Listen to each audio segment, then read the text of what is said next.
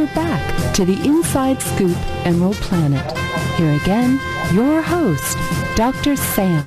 Hello, welcome to the Emerald Planet as we come to you looking around the globe for those 1,000 best practices. The best is the best, as we call it, for the technologies, skills, products, and services, and of course the people that are making all this happen. And as we look around the globe and we go to a planet of 9 billion people by 2050, possibly 12 to 13 billion by the end of the century, how are we going to be able to increase the standard and quality of life instead of just having people that are existing? And we have two people that are very actively working in all of these different areas in the nation of India, in the northern area. This is Devika Goswami and Jila Makela. And Devika is the program leader for governance and policy advocacy. And Jila is the director for strengthening village-level institutions with the Segal Foundation. And welcome, ladies, to the Emerald Planet TV. Thank you. Pleasure being here. Glad to have you here. Devika, first start off, you're with a very famous, internationally renowned foundation doing good work in the nation of India. But tell us a little bit about your role as far as program leader for governance and policy advocacy. From the point of view of the organization, my role is to promote improved local governance in rural India by enhancing accountability and transparency mechanisms so that government programs which are designed for the well-being of the rural poor can perform better. And from the perspective of the rural communities which we serve, my role is to empower them with information on their legal and constitutional rights and entitlements, as well as the accountability mechanisms, so that they can participate effectively in the decision-making processes. That's a lot to be doing. Yeah. That's a big responsibility. And focus a little bit for our audiences, both here and around the globe, that you really are looking at rural communities more than urban ones. Why focusing on rural communities? Especially if we consider women empowerment, in rural India, gender bias is still very deeply entrenched. Women face a lot of discrimination at various levels. They do not have equal access to opportunities of education and career building. This actually prevents them from participating effectively in decision-making processes, as I mentioned earlier. So I think initiatives to empower women in rural India is of utmost importance. Looking at what you're doing on women empowerment, I know this is something that you're actually providing the coursework and the on-site training in the communities with women on this topic. And so why is it so important to actually offer this as seminars and as training programs to the women in the communities? As I said, because women lack the opportunity to get trained, to get educated properly, and there is a lack of awareness also on their part. So it's very important that we bring females to the front. And that's how it's very important that we discuss their issues in forums like seminars and practical studies more and more, so that a general awareness is created and their needs of being empowered is focused. You want to go ahead and ask the next question? Yeah. Devika, what are the primary challenges that you face in women empowerment in the areas where you work? As to the challenges, I think the age-old customs and the social restrictions prevalent in India actually prevent the women from participating both inside their family and in the society at large, so far as decision making is concerned. Additionally, as I mentioned, lack of education, training, all these contribute to creation of very low levels of awareness and very low levels of self-confidence.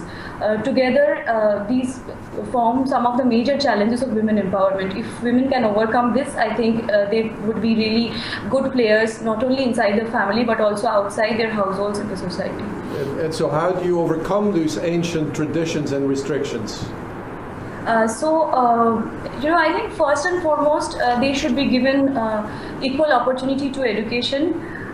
This should then be supported by proactive support from the family and from the society at large. At the moment, that is really lacking in rural India. And additionally, I think exposure and training through capacity building programs specifically designed by government and non-government organizations is of real importance in women empowerment. And Jali, looking at the foundation itself, I know this is something that you mentioned earlier that's really some of your claim to fame as far as the Sehgal Foundation is concerned.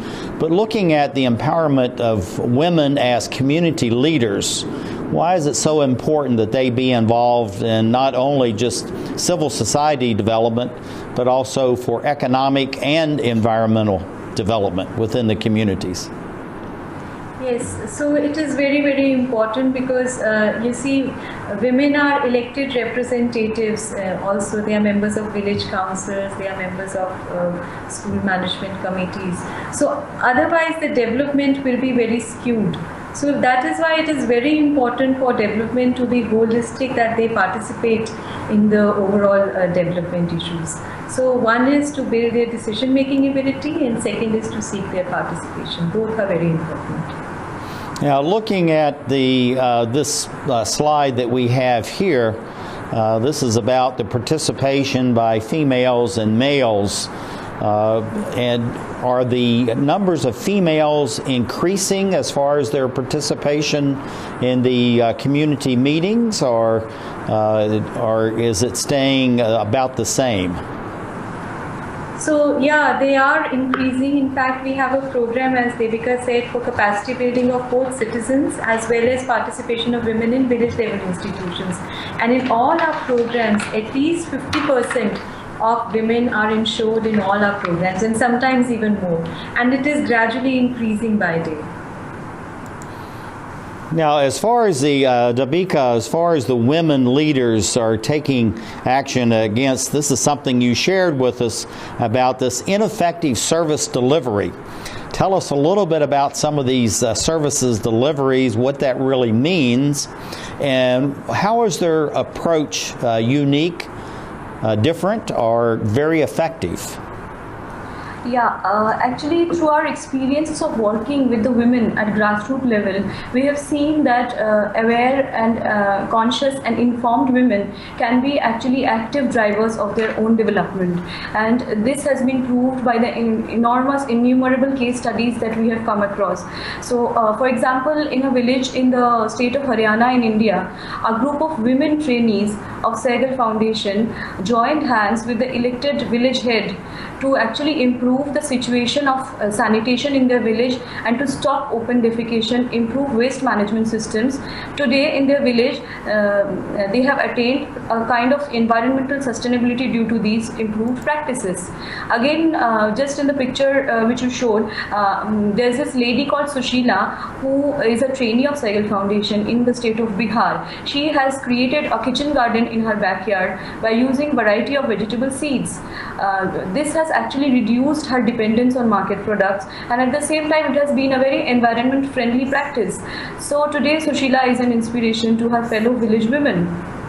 Again, referring to another example which I can remember, there are a group of women leaders from below poverty level families in a village in Haryana, where they are actually being supported by the elected head, village head, and the district administration, fought against a group of influential and corrupt sub-district committee members, and they win back their government allotted housing plots which were illegally occupied by these sub-district members.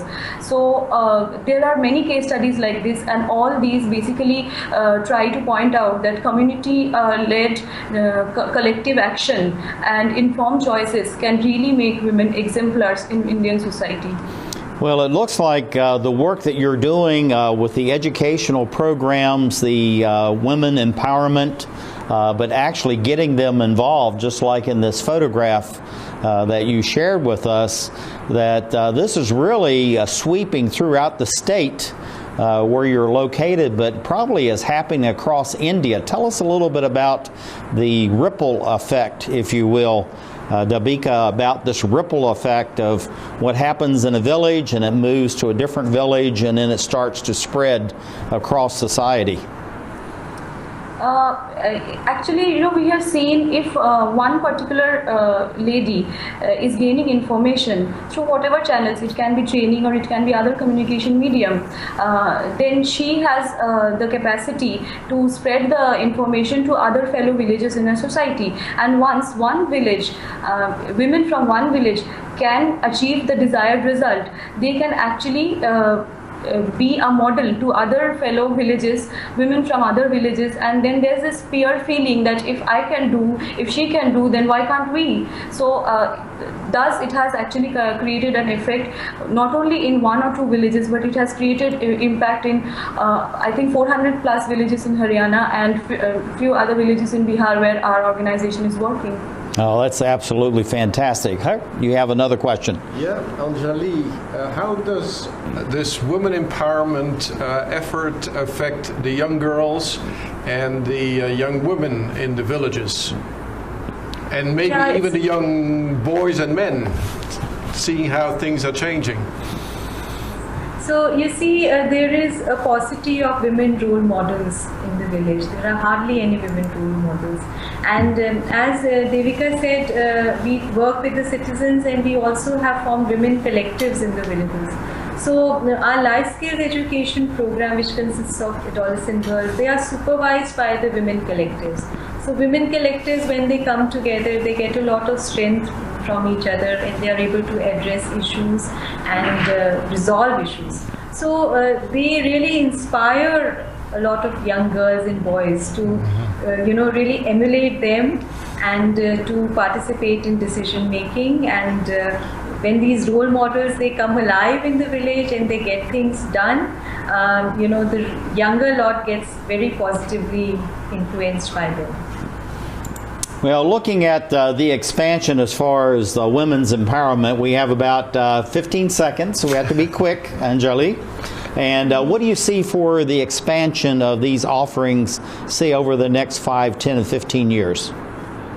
So we want these initiatives to really scale up not only in the district but in other states and all over India, and we want it to become a movement of citizens and collectives, both of them coming together, and would also like to seek partnerships, both funding partnerships as well as academicians, so that we can scale up our initiatives. As we look around the globe to create the Emerald Planet.